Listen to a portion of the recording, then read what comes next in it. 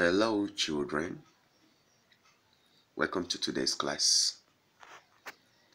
In this class you are going to be learning factors, common factors, highest common factors, also known as HCF, and prime factors. Alright, so let's begin.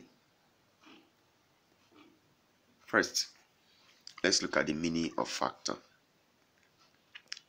A factor is a number that can divide another number without a remainder. So that means the number is divided exactly. Nothing is left. For example, 6 can be divided by 2. Now, when 6 is divided by 2, you get 3 exactly. You don't have a remainder. Recall that we've already learned how to divide in our previous lessons. So, when 6 is divided by 2 and you get 3 and there is no remainder, we conclude by saying 2 is a factor of 6 because 2 can divide 6 exactly, or 2 can divide 6 without a remainder. In the same way, 6 can also be divided by 3, and when you do that you get a 2 and there is no remainder. Therefore 3 is also a factor of 6. Alright.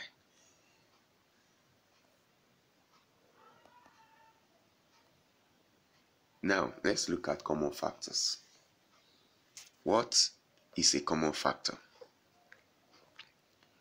A common factor is a single number or a number that can divide 2 or more other numbers without a remainder. So in this case, unlike the factors, a common factor has to divide 2 or more other numbers and leave no remainder. So we call it a common factor. Alright, for example, let's use a 3. 3 can divide a 3 and give you 1 exactly. Okay, so that means 3 is a factor of 3. Then you have 6 divided by 3 gives you a 2. Alright, that also means 3 is a factor of 6. Then 9 divided by 3 is 3 exactly. So that means 3 is a factor of 9. So this 3 we are talking about is a factor of 3, it's a factor of 6, it's a factor of 9. So we therefore conclude by saying 3 is a common factor of these 3 numbers, 3, 6, and 9. Now let's look at highest common factor, which is HCF. Now, what is HCF? Well, we say HCF is the largest number that can divide any given set of numbers without a remainder. Now, let's put this right. When you say set of numbers, you are saying 2 or more numbers. Okay, so it's just like talking about common factors again, but this time we are interested in the largest one, the biggest one among the common factors. For example, to find the HCF of 12, 18, and 24, first we must not forget that these 12, 18, and 24 can have more than one common factor. That is a number that can divide all of them without a remainder. So they have different common factors. Now let's first of all look at the factors of 12, numbers that can divide 12 without remainder. For 12, we have 1, 2, 3, 4, 6, and 12. These numbers can divide 12 and leave no remainder. So these are the factors of 12. Then for 18, we have 1, 2, 3, 6, 9, and 18. So these numbers too can divide 18 and leave no remainder. And finally, 24, we have 1, 2, 3, 4, 6, 8, 12, and 24. So you see, these are different factors. Now, to get the common factors, because we said we are interested in the highest or largest common factor, so we first of all find the common factors. Comparing all the factors, you discover 1 is in all the 3. Okay, so you have to put 1 down as a common factor. Compare again, you see that 2 is present in all the 3, so you put down 2. Compare, 3 is present, you put down 3. But 4 is not in all, so we can't take 4. 6 is present in all, you put down 6. So when you keep comparing, you discover that no other one is present in all the 3. So the common factors are 1, 2, 3, and 6. But when we are asked to find the highest common factor, we are interested in the largest. So when you compare 1, 2, 3, 6, you will conclude by saying 6 is the largest. Therefore, we conclude by saying HCF of 12, 18, and 24 is 6. So this is a very cheap way of finding highest common factor. The next thing we are going to talk about now is prime numbers. Prime numbers. First of all, what are these prime numbers? Prime numbers are numbers that have only 2 factors. So you remember that factors are numbers that can divide other numbers with and without the remainder. So this set of numbers we are talking about, or we call prime numbers, they have only 2 factors. That is, the only number that can divide them without the remainder is 1 and itself. So it's normal to say that all numbers can be divided by itself. Yes. So 1 also can divide all numbers. So in other words, 1 and itself is the only factor of these numbers. No other numbers can divide them. Alright, so these are called prime numbers. Now let's quickly look at prime numbers between 1 and 100. I want to urge you to try and memorize this. It's very important that you know your prime numbers between 1 and 100 at this level. Very, very important. If you look at the arrangement I have here below, it's about 25 of them. 25. Okay, so try to study each one between between 1 and 10, between 10 and 20, between 20 and 30, just like that. So set it up for yourself and have a target. Try to get them all, understand the various numbers that are prime between these numbers that I've just given you now. So at the end, when we put them together, we are going to get 25 of them. So there are 25 prime numbers between 1 and 100. They are there, 2, 3, 5, 7, 9, 11, and so on. Alright, so try to study them. Very, very important. Now, we know what prime numbers are. Numbers that have only 2 factors is self and 1. Alright, now what are prime factors? What are prime factors? Are they different from prime numbers? Well, the prime factors are also prime numbers, but they are not just prime numbers. They are numbers that can divide other numbers. They are prime numbers that can divide other numbers. So that is why we call them prime factors. Okay.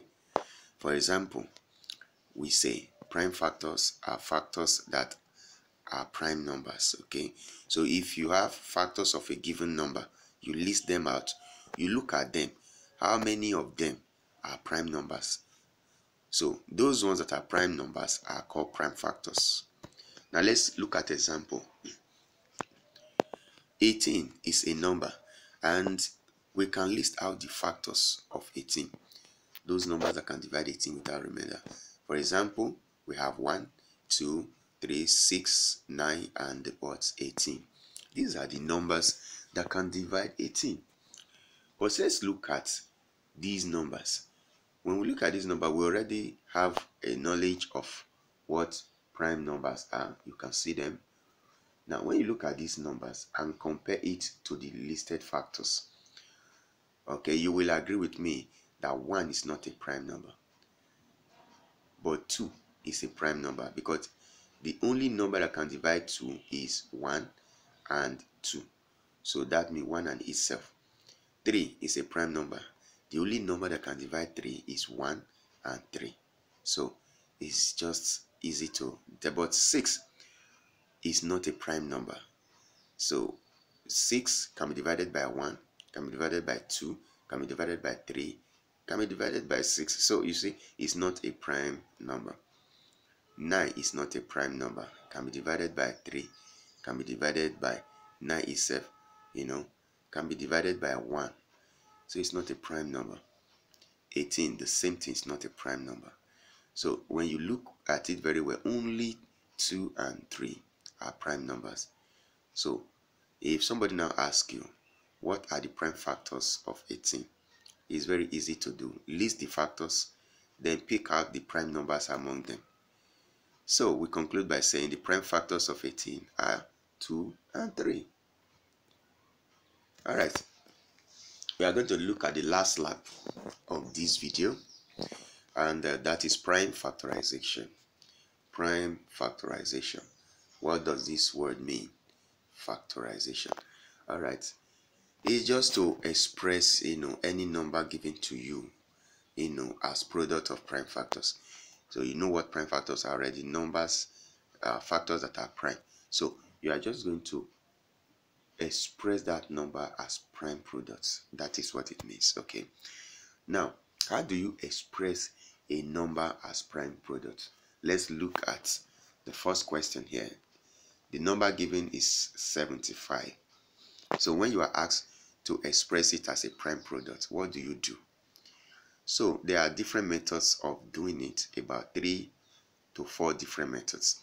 But the common and easiest method we normally adopt in school is the table method.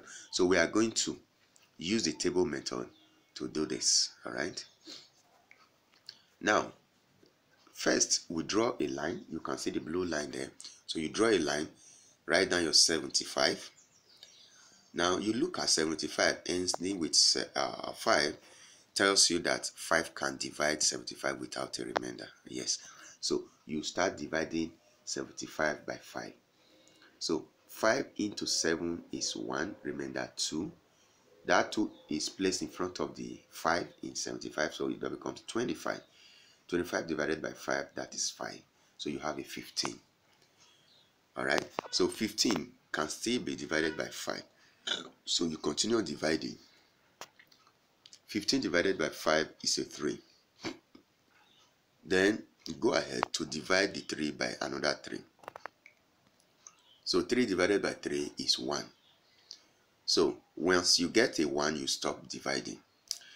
The numbers you use in dividing are actually prime factors. When you look at them very well, they are prime factors. Alright, so you see 75 has prime factor 5 and 3. So what do? You multiply them out the way it is there. So you have 3 times 5 times 5.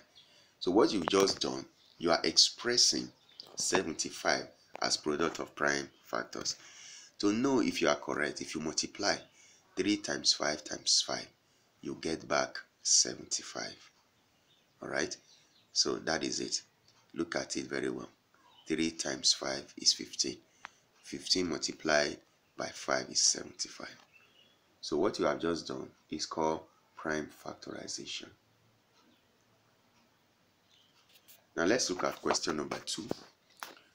The question number 2 is to express 100 as a prime factor, as our prime products. Now, first, we put our 100 and draw our line. Since 100 ends with a 0, it means it's a number that can be divided by 2. So when you divide 100 by 2, what do you get? A 50. You write down the 50 below it, put another 2 because 50 can be divided by 2. So 50 divided by 2, you get a 25. 25 can be divided by 5. 25 divided by 5, you get a 5. 5 can be divided by 5.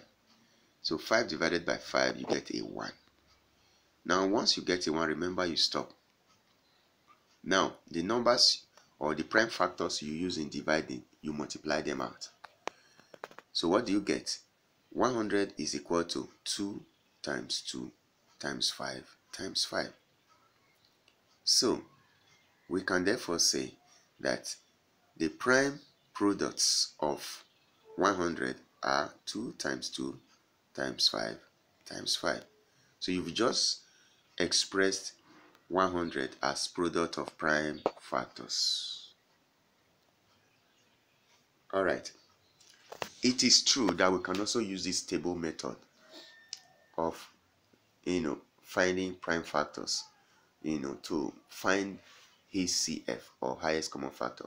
There was a method we used before. That method requires you to find common factors before you find highest common factor. But this time, we just go straight and divide. Now, if, for example, the question is to find the highest common factor or HCF of 12, 18, and 24 using our table method, we just simply put the numbers down the way you can see it here, draw our line, and get ready to divide. When you look at 12, 18, and 24, the smallest number you can think of apart from 1 that can divide the three numbers without a remainder is 2. Because they are all even numbers, so 2 can divide them. So 2 into 12 gives you a 6. 2 into 18 gives you a 9. 2 into 24 gives you a 12. Alright?